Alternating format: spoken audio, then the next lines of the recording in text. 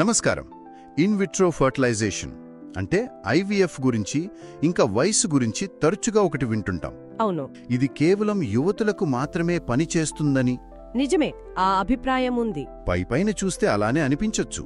కానీ ఈరోజు మనం ఈ నమ్మకం వెనుక ఉన్న పూర్తి చిత్రాన్ని లోతుగా చూద్దాం. తప్పకుండా. ఈ రోజు మన చర్చకు ఆధారం కూడా అదే. అంటే ఐవీఎఫ్ విజయావకాశాలు, వయస్సు, ఆ రెండిటి మధ్య ఉన్న సంక్లిష్ట సంబంధాన్ని విశ్లేషించే ఒక వ్యాసం అన్నమాట. ఇది కేవలం వయసు అంకె గురించే కాదు, ఇతర కీలక అంశాలను కూడా చూస్తుంది.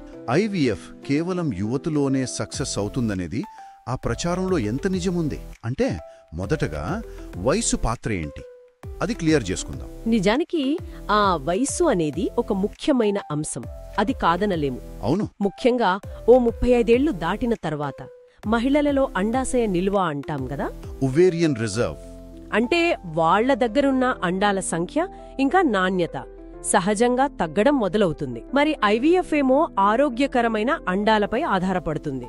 కాబట్టి వయసు పెరిగే కొద్దీ సహజంగానే విజయావకాశాలు కొంతవరకు తగ్గుతాయి. అయితే ఇక్కడే ఒక ముఖ్యమైన విషయముంది.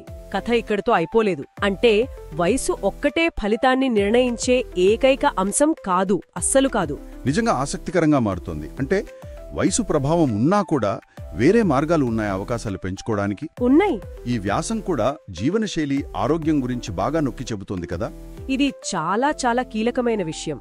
మంచి పోషకాహారం అంటే మంచి తిండి తినడం, క్రమం తప్పకుండా వ్యాయామం చేయడం, ఒత్తిడిని వీలైనంత తగ్గించుకోవడం, ఇంకా ధూమపానం, ఆల్కహాల్ లాంటివి మానేయడం, ఇవన్నీ వయసుతో సంబంధం లేకుండానే సేకరించిన అండాల నాణ్యతను బాగా ప్రభావితం చేస్తాయని ఈ వ్యాసం స్పష్టం చేస్తోంది. అంటే వయస్సు ప్రభావాన్ని కూడా ఈ జీవనశైలి మార్పులతో కొంతవరకు మనం ఎదుర్కోవచ్చన్నమాట. ఓ, ఇది చాలా మందికి తెలియదేమో.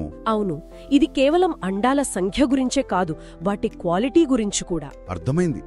అంటే జీవనశైలితో అండాల నాణ్యతను మెరుగుపరుచుకోవచ్చు. ఇది కొంచెం ఆశ కల్పిస్తుంది. మరి ఇతర శారీరక అంశాల సంగతేంటి? గర్భాశయం గురించి కూడా చెప్పారు కదా. దానితో పాటు గర్భాశయ ఆరోగ్యం కూడా చాలా ముఖ్యం. అంటే గర్భాశయంలో ఫైబ్రాయిడ్లు లేదా పాలిప్స్ లాంటివి, అంటే చిన్న కణుతులు లాంటివి, అవి ఏ వయసులోనైనా ఉండొచ్చు. అవి ఇంప్లాంటేషన్ను, అంటే పిండం గర్భాశయానికి అతుక్కునే ప్రక్రియను ఆపొచ్చు లేదా కష్టతరం చేయొచ్చు. ఇంకో ముఖ్యమైన విషయం ఏంటంటే, ఇది తరచుగా తక్కువ అంచనా వేస్తారు: వీర్య కణాల నాణ్యత. పురుషుల వైపు నుంచి కూడానా? అవును, ఐవీఎఫ్ విజయంలో పురుషుడి ఆరోగ్యం, వీర్యకణాల సంఖ్య, వాటి కదలిక, ఆకారం, ఇవన్నీ కూడా అంతే కీలకం. దీన్నంతటినీ కలిపి చూస్తే ఐవీఎఫ్ విజయం అనేది వయస్సు, జీవనశైలి, గర్భాశయ ఆరోగ్యం, భాగస్వామ్య ఆరోగ్యం, ఇలా చాలా అంశాల కలయిక అని అర్థమవుతోంది. ఎందుకంటే సాధారణంగా చర్చ అంతా స్త్రీ వయసు గురించే జరుగుతుంది. కానీ వీర్యకణాల నాణ్యత కూడా ఇంత కీలకమని ఈ వ్యాసం చెప్పడం నిజంగా ముఖ్యం. 40 ఏళ్లు దాటిన వారి సంగతేంటి? చాలామందికి ఇంకా అదేదో అసాధ్యం అన్నట్టు ఒక అభిప్రాయం ఉంటుంది కదా. అది పూర్తిగా నిజం కాదు. వ్యాసం ప్రకారం 40 ఏళ్లు దాటిన వాళ్లల్లో కూడా గర్భధారణ సాధ్యమే. సహజంగా కూడా కొందరికి సాధ్యం, అలాగే ఐవీఎఫ్ సహాయంతో కూడా సాధ్యమే.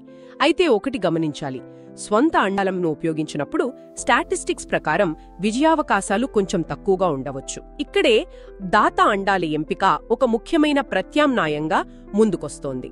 దాత అండాలు, డోనర్ ఎగ్స్ అంటారు కదా, అంటే వేరే యువతి నుంచి అండాలను తీసుకోవడం. అవును, సరిగ్గా అదే. మరిది ఇది విజయావకాశాలను ఎలా మారుస్తుంది? గణనీయంగా మారుస్తోంది. చాలా పెద్ద మార్పు వస్తోంది. ఎవరికైతే అండాశయ నిల్వ చాలా తక్కువగా ఉంటుందో లేదా అండాల నాణ్యత బాగా తగ్గిపోయిందో అలాంటి మహిళలకు యువదాత నుండి ఆరోగ్యకరమైన అండాలను వాడటం వల్ల సక్సెస్ రేటు నాటకీయంగా పెరుగుతుంది. ఇది అండం నాణ్యతకు సంబంధించిన వయస్సు ఫ్యాక్టర్ని దాదాపుగా పూర్తిగా తీసేస్తోంది కదా. ఇక్కడ మనం విజయాన్ని ఎలా చూస్తామనేది కూడా ముఖ్యమే. అంటే సొంత జెనెటిక్స్తో బిడ్డ కావాలా లేక ఆరోగ్యకరమైన బిడ్డకు జన్మనివ్వడమా ముఖ్యమనేది అది వ్యక్తిగత నిర్ణయం. అంటే మొత్తంగా చూస్తే వయస్సు అనేది ఒక ఈక్వేషన్లో ఒక భాగం మాత్రమే, అంతేగాని అదే మొత్తం ఈక్వేషన్ కాదు. ఐవీఎఫ్ విజయం అనేది కేవలం స్త్రీ వయస్సు మీదే ఆధారపడి లేదు. వాళ్ల మొత్తం ఆరోగ్యం, జీవన శైలి అలవాట్లు, భాగస్వామి ఆరోగ్యం, ఇంకా ట్రీట్మెంట్ ఇచ్చే ఫర్టిలిటీ క్లినిక్ అనుభవం, వాళ్ళు వాడే టెక్నిక్స్, ఇవన్నీ కూడా కీలక పాత్ర పోషిస్తాయన్నమాట. అవును, అన్నీ కలిసే ఉంటాయి. ముందు వ్యక్తిగత పరిస్థితిని అంచనా వేయించుకోవాలి. అంటే హార్మోన్ టెస్టులు, స్కాన్లు చేయించుకుని. ఎవాల్యుయేషన్ చాలా ముఖ్యం. ఆ తర్వాత వాళ్లకి తగ్గట్టుగా ఒక పర్సనలైజ్డ్ ట్రీట్మెంట్ ప్లాన్ కోసం డాక్టర్ను కలవడం చాలా ముఖ్యం అని చెప్తున్నారు. ఖచ్చితంగా సరిగ్గా చెప్పారు. ముగింపులో చెప్పాలంటే వయసు ఒక ముఖ్యమైన అంశమే, దాన్ని కాదనట్లేదు. కానీ అది గర్భం దాల్చడానికి ఒక దాటలేని అడ్డంకైతే కాదు.